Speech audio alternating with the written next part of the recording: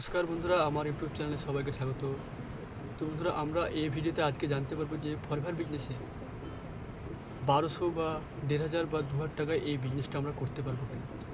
তো এই ফরভার বিজনেস পৃথিবীর মধ্যে সর্বশ্রেষ্ঠ বিজনেস। এখানে আমরা ফ্রিতে জয়েন করতে পারবো, কিন্তু এই বিজনেস আমরা এই 1200 বা 1500 টাকা বা 2000 টাকা এই বিজনেস আমরা এখানে করতে পারবো না।